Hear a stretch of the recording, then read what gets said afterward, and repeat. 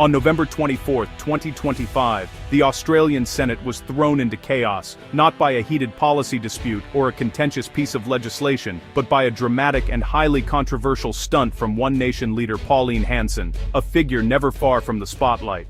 In a move that stunned both her colleagues and the public, Hanson entered the chamber draped in a black burqa. She claimed her actions were a form of protest, staged after her bill to ban full-face coverings in public spaces was defeated in the Senate. The reaction was immediate and intense. Many senators saw Hanson's act not as a legitimate protest, but as a calculated insult, one that targeted Muslim Australians and risked inflaming social divisions. The chamber's mood shifted in an instant, from routine debate to a scene of shock and anger. Senators from across the political spectrum rose to condemn Hanson's actions, accusing her of singling out a vulnerable minority group and undermining the dignity of the Senate itself. In response, the Senate took the rare step of issuing a formal censure against Hanson, followed by a one-week suspension. This decisive action sent a clear message. Divisive theatrics and disrespectful gestures would not be tolerated in Australia's highest chamber of debate. This was about more than just politics or parliamentary procedure. It became a confrontation over the core values of respect, inclusion, and the kind of society Australians want to build together. The incident dominated headlines for days, sparking heated debate across the country. It forced Australians to reckon with difficult questions about racism, leadership, and the responsibilities that come with public office. The events of that day remain a stark reminder of the tensions simmering beneath Australia's multicultural surface, and the ongoing challenge of forging unity in a diverse nation. Hanson's decision to wear a burqa in the Senate was a calculated escalation, designed to draw maximum attention to her anti-burqa campaign and to herself as a political figure unafraid of controversy. This dramatic gesture came after her anti-burqa bill failed to gain support in Parliament, leaving her looking for new ways to keep the issue in the headlines and force a national conversation. She framed her stunt as a direct challenge to her colleagues, declaring, "If you don't want me wearing it, ban the burqa." Her words were meant to provoke, but also to corner other politicians into taking a public stance. Hanson argued the garment was both oppressive to women and a potential security risk, shifting the debate from religious freedom and cultural expression to questions of public safety and national identity. By donning the burqa herself, she aimed to provoke outrage and force action, repeating a tactic she'd first used in 2017, knowing it would guarantee media coverage and public reaction. For her supporters, this was bold political theater, a fearless stand against what they saw as political correctness and a refusal to back down from controversial issues. For critics, however, it was a dehumanizing attack on Muslim women, reducing their religious and cultural practices to a political prop and fueling anti-Muslim sentiment.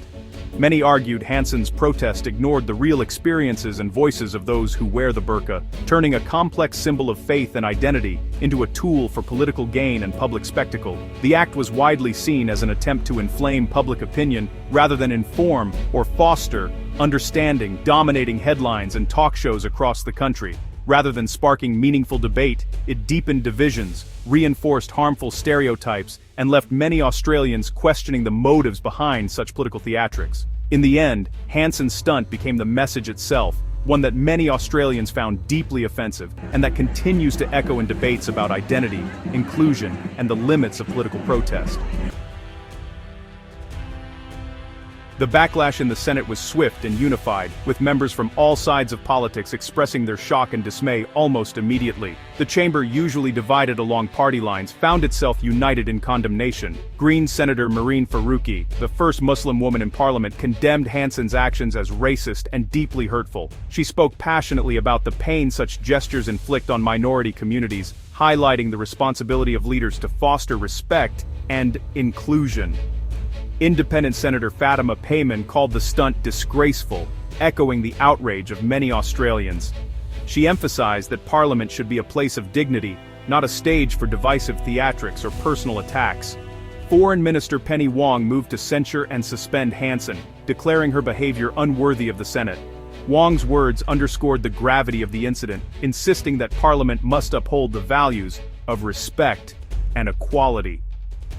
Opposition leaders joined in, making clear this was not a partisan issue, but a matter of basic decency.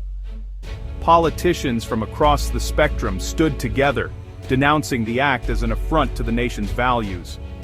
The rare, bipartisan unity sent a powerful message: vilification and mockery have no place in Parliament. This collective stand was a reminder that, at times, principle can transcend politics. Senators agreed Hanson's act was not protest, but targeted humiliation of a minority group. The debate shifted from political disagreement to a broader conversation about respect, tolerance, and the standards expected of public officials. The collective outrage forced a formal response, turning a personal stunt into a national incident. Media coverage amplified the voices of condemnation, ensuring the issue resonated far beyond the walls of Parliament. The Senate's reaction set the stage for decisive disciplinary action, making it clear that such behavior would not be tolerated in Australia's highest legislative body. The Senate acted quickly, passing a motion to censure and suspend Hanson. The censure, a formal rebuke, condemned her for disrespecting Muslim Australians and inciting division. The vote was overwhelming, 55-5, isolating Hanson and her party. Hanson refused to leave the chamber, escalating the standoff and disrupting proceedings. The Senate temporarily suspended business until order was restored. Ultimately, Hanson was suspended for 1 week, a rare and serious penalty. The decision underscored the Senate's commitment to upholding standards of respect and conduct. It was a clear message: freedom of speech does not excuse deliberate provocation and vilification. The suspension marked a turning point, reinforcing the boundaries of acceptable behavior in Parliament.